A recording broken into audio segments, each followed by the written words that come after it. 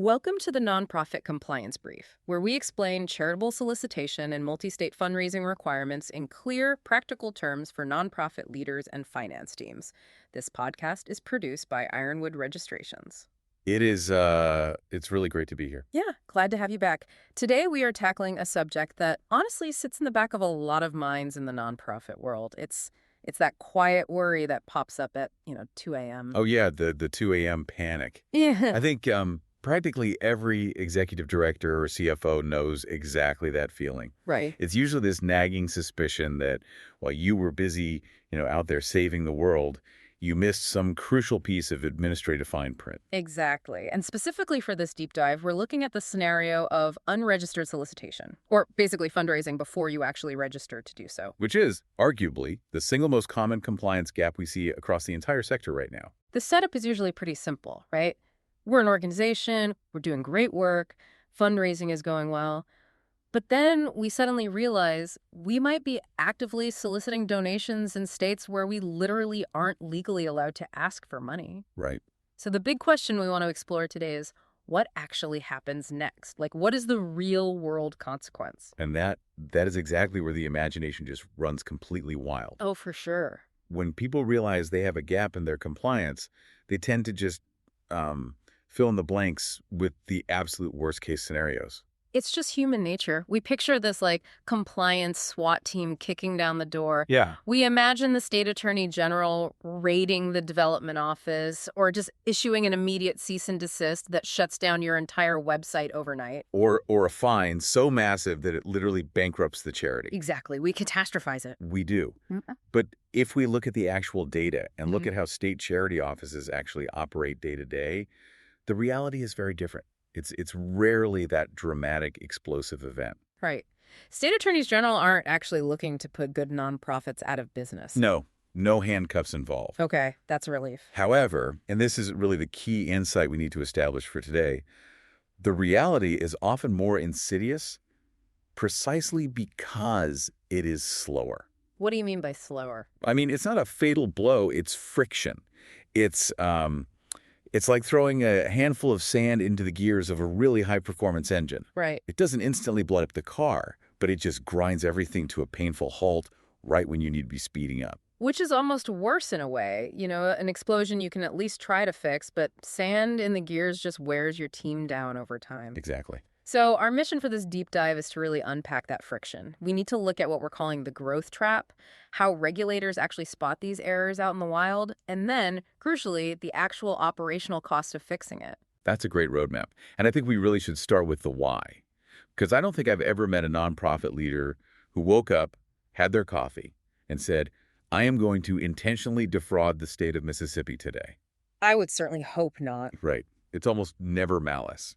So if it's not intentional evasion, is it just, incompetence? Or is the system just too complex for an average development team to handle?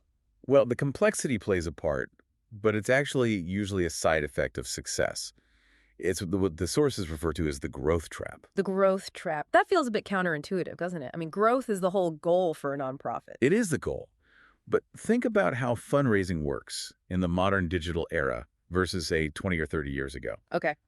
In the past, you printed a newsletter and you mailed it to a specific zip code. You knew exactly where your solicitation was landing because you physically put a stamp on the envelope and sent it to Ohio. Right. It was very contained. Exactly. But today, if you launch a really compelling campaign on social media, or you put up a highly polished Donate Now page, that signal goes everywhere, instantly. And that's what you want. You want the message to travel across state lines. You want your campaign to go viral. You absolutely do. But from a legal standpoint, solicitation is often defined by where the request is received, not just where your headquarters sent it from. Oh, that's a crucial distinction. It really is. Yeah. So let's say you have an email list. You started with 100 local supporters in your home city. 3 years go by, your content is incredible, and people are forwarding it to their friends. Yeah. Suddenly, purely organically, you have a pocket of subscribers in Florida, a huge group in New York, and a few major donors out in California. And none of those new subscribers waved a flag saying, hey, just so you know, I'm sitting in a regulated jurisdiction. Precisely. You as the leader are just celebrating the growth. You're looking at the open rates and the revenue metrics, not cross-referencing donor zip codes with state statutes. Right. Or maybe you suddenly get an unexpected bequest from an estate in a state you've literally never visited. The fundraising engine is moving at 100 miles per hour, but the compliance map, the administrative infrastructure, is still just walking on foot. So there's this massive lag between the activity and the awareness. A massive lag. And that brings up the core technical takeaway here, which is that compliance tends to expand alongside fundraising growth, and organizations that review requirements periodically avoid most problems. The gap happens when the shadow simply doesn't keep up with the object casting it. That makes perfect sense. Okay, so let's say the shadow hasn't kept up. We are out there successfully soliciting in states where we aren't officially registered. Now we have to look at the other side of this equation, which is the regulators. Right. What is their actual posture here? Because I think a lot of that 2 a.m. panic stems from viewing them as police officers hiding in the bushes with a radar gun. That is the most common misconception. We project this highly punitive mindset onto them.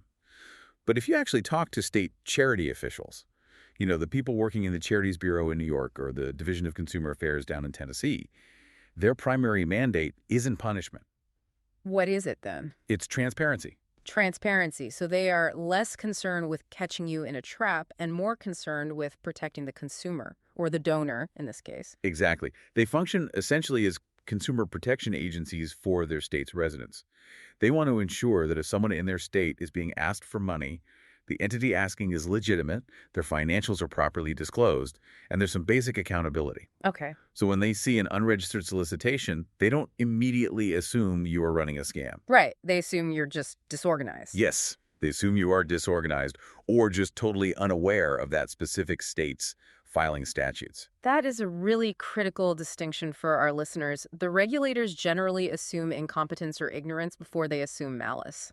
They do. They know the rules are complex. I mean, there are over 40 distinct jurisdictions, each with entirely different forms, different fees, different due dates. They expect to see gaps. Okay, but here is the part I always struggle with. If I'm a medium-sized nonprofit based in Ohio, and I happen to have a few donors in Oregon, how on earth does the state of Oregon even know I exist? Do they have bots just crawling the web looking for donate buttons? They are definitely getting smarter with technology, yes.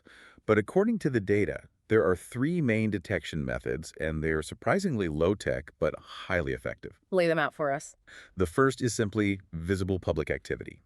If you run a targeted Facebook ad for, say, Pacific Northwest nature lovers, and a state regulator sitting in Salem happens to see it in their own personal feed, they might just check the database. Wow. Okay, so rule number 1 is don't advertise your unregistered activity. If you are paying for reach, you have to pay for the compliance that goes with it. Exactly. Rule number 2 involves what we call the unhappy donor. This is a huge vector for discovery, and nonprofits constantly overlook it. You mean like a donor who didn't get a tax receipt on time? Or a donor who just feels pestered. Mm-hmm. Maybe they tried to unsubscribe from your mailing list, but your CRM had a glitch, and you keep emailing them every Tuesday. Oh, that happens all the time. Right, so they get annoyed. And instead of just deleting it, they call the Attorney General's office to complain about spam. And then what? The very first thing that office does before investigating the spam complaint is check if you are even registered to solicit in their state. If you aren't, now they have you on 2 counts: the complaint regarding the harassment and the non-compliance regarding the registration. That makes so much sense. It's exactly like getting pulled over because you have a broken taillight and then the officer finds out you don't even have a driver's license. The small administrative error reveals the massive structural one. That is a perfect analogy. And then the third method is a bit more technical, but arguably the most common for rapidly growing organizations, and that is cross-referencing. Cross-referencing what exactly? Your IRS Form 990. Ah, of course, because that's a fully public document. Exactly. Specifically Schedule G. Right, where you have to detail your fundraising activities. Yeah. But how do states use a federal form to catch you? Because regulators talk to each other. State agencies share data.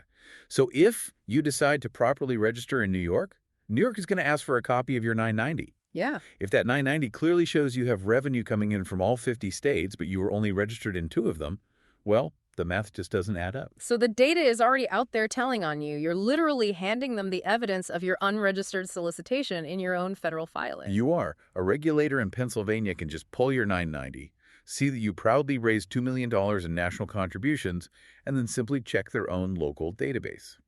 If your name isn't there, they send a letter. Okay, so the jig is up. They found us through a Facebook ad, an angry donor, or our own 990. This brings us to the actual bust. You mentioned earlier it's not a siren and a SWAT team. So what does that gotcha moment actually look like? It arrives in a standard, very unassuming business envelope. It's called a notice letter. A letter. I have to say, that feels a little anticlimactic. It feels completely manageable when you're just holding it in your hand. But the contents are serious business. It's usually a formal request for information. It will say something to the effect of, "We have reason to believe you are soliciting in our jurisdiction. Please clarify your activities or register immediately." Is it an actual cease and desist order? Sometimes, but more often it's framed as a notice to register or a request for information. They're essentially giving you a pathway to fix the issue. They will set a hard deadline, usually something like 15 or 30 days. Okay, I'm going to play devil's advocate here for a second. I'm a busy nonprofit leader. I get this letter. It's just a piece of paper. Can't I just file it in my desk drawer in the to-do later pile? Why is this a hair-on-fire moment? Because of the operational disruption we talked about at the top of the show, the cost of that letter isn't the paper it's printed on, and it's not even necessarily the filing fee. It's the forensics required to answer their questions. Forensics. That sounds intense. Like we need a lab coat. Think about what they are actually asking you to prove. They often want to know exactly when you started soliciting in their state. They might demand a detailed year-by-year breakdown of all contributions received from their residents for the last 3 to 5 years. No. Yeah. Oh, now you have to go back to your donor database. You have to pull records from 2021.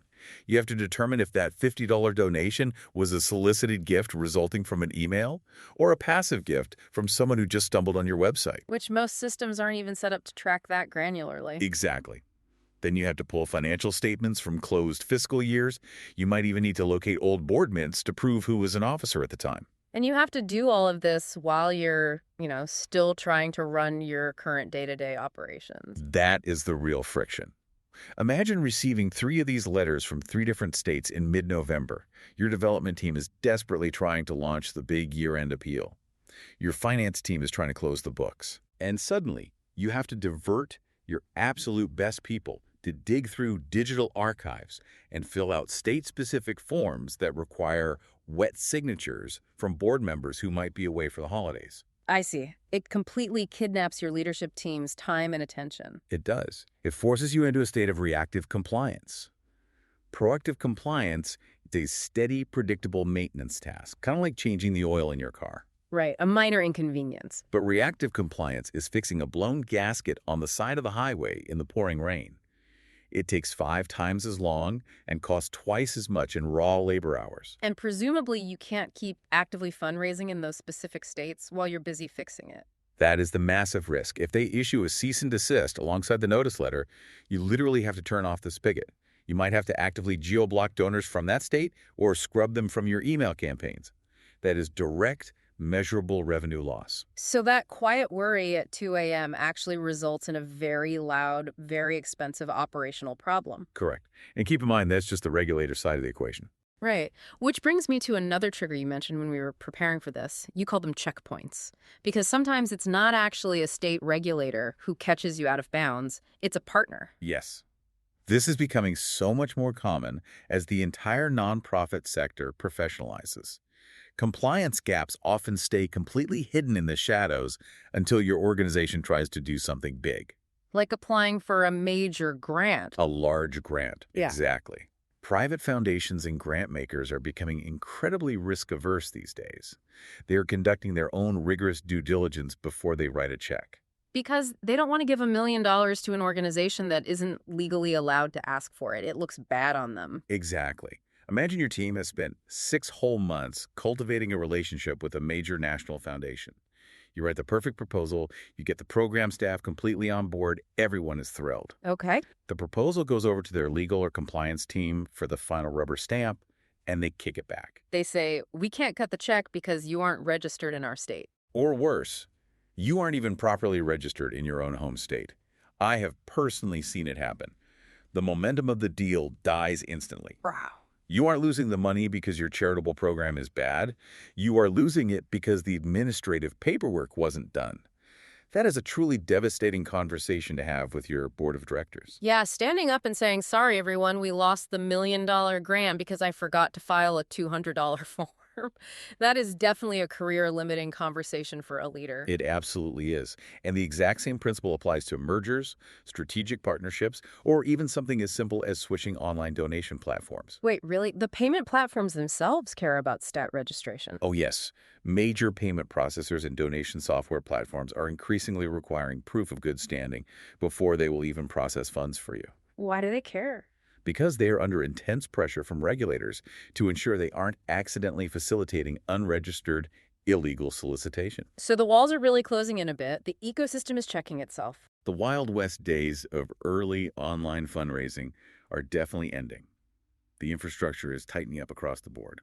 Okay, let's talk about the actual money for a second. We established earlier that the FBI raid is a myth, but surely there are real financial penalties. If I've been actively soliciting in Pennsylvania for 5 years without asking permission, they aren't just going to say, oopsie, and let it slide. No, they will certainly want their pound of flesh. Uh-huh. But it varies wildly by jurisdiction. Some states just have flat late fees, maybe $25 a month, very manageable. Okay. But others have cumulative penalties that can run into the tens of thousands of dollars, depending on exactly how long you were delinquent. But is there room for negotiation there? Or is it a strict liability, pay up immediately situation? There is almost always room for negotiation if you cooperate. This goes right back to what we said about their goal being transparency, not punishment. Right. If you respond to that notice letter immediately, admit the oversight, frankly, and provide the historical data they ask for, regulators will very often reduce or completely waive the punitive fines. They'll just charge you the standard back registration fees. Because they want you on the books permanently more than they want a one-time penalty check. 100%. They want what's called corrective registration. They want to turn you into a compliant, transparent entity.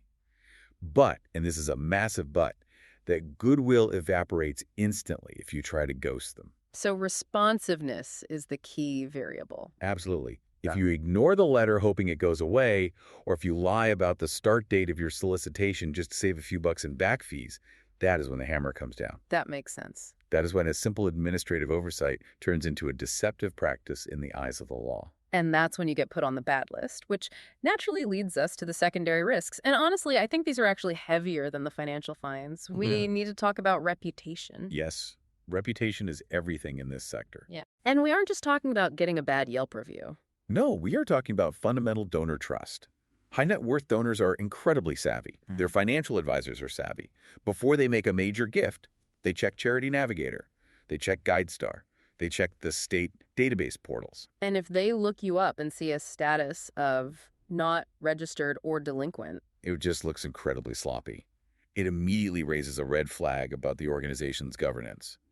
The thought process for a donor is, if this team can't handle a simple, routine state filing, can they really handle my $100,000 restricted gift effectively? right, they wonder what else is broken. Is there other mismanagement happening behind the scenes? Exactly. It strongly signals operational immaturity. And internally, it creates terrible friction with the board of directors. Because they have a fiduciary duty to protect the organization. Right. If the board finds out the organization is technically operating illegally in 20 different states, they start asking very hard questions. They start worrying about their own personal liability. It creates a stress culture instead of a mission-driven culture. Okay, we have thoroughly painted the picture of the friction here. The sand is in the gears, the engine is smoking, the major donors are paused, and the board is yelling, let's pivot to fixing it. Yes, let's fix it. If a listener is hearing this right now and getting that sinking feeling in their stomach, thinking, I think we have a gap, what is the immediate triage plan? Step one is simple. Don't panic. Take a deep breath. You really have to remember that this is usually a symptom of growth. You are in this position because people out there actually like your work and want to fund it. Okay, I love that. Reframing the compliance headache as a success tax. Exactly. Step two is get the data. You need to become a detective inside your own organization. You need to figure out where the money's actually coming from. So pull a report. Right. Look at your donor geography over the last 2 to 3 years. And we should look at not just where the donations came from, but where the solicitation actually happened, right? Like, where are the mass emails going? Ideally, yes, you'd look at both. But practically speaking, the actual realized revenue is the strongest signal that regulators are going to look for.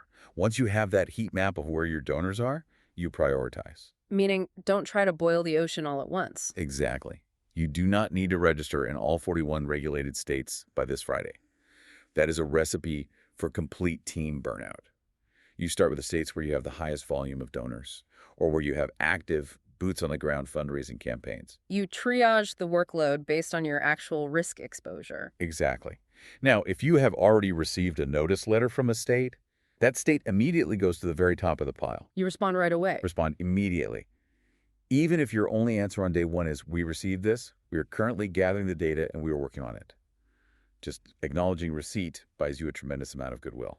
What about the fear of waking the sleeping giant? I've talked to leaders who think, well, if I voluntarily register now, I have to admit on the form that I was soliciting before, won't coming clean just automatically trigger a fine? That is the classic dilemma. It's totally understandable. But the alternative is just waiting around until you inevitably get caught, at which point the fines will absolutely be higher and the reputation damage will be worse. So being proactive pays off. The early advantage is very real here. It is so much easier to explain away a 6-month registration gap than it is to defend a 6-year gap. So basically, rip the Band-Aid off. Rip it off. Clean it up. And then finally, step 3 is you have to future-proof the process.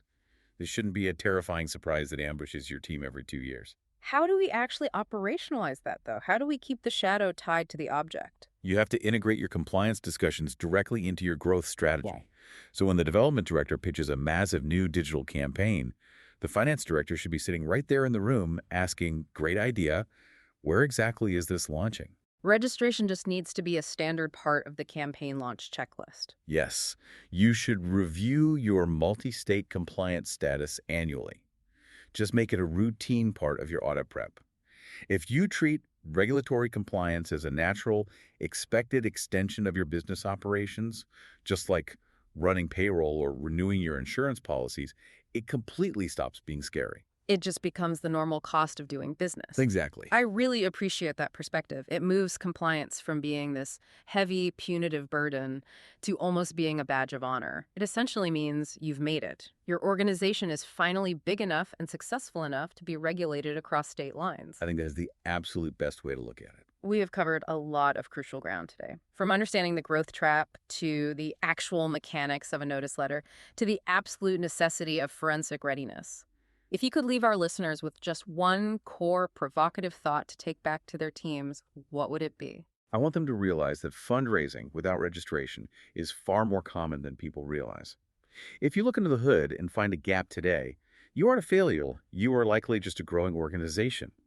But the key is making that mindset shift. Don't hide from it. Regulators generally want to help you align with the law. They don't want to stop your mission. So view these compliance requirements as expanding naturally alongside your success. If you treat it that way, you can navigate the whole process without the fear.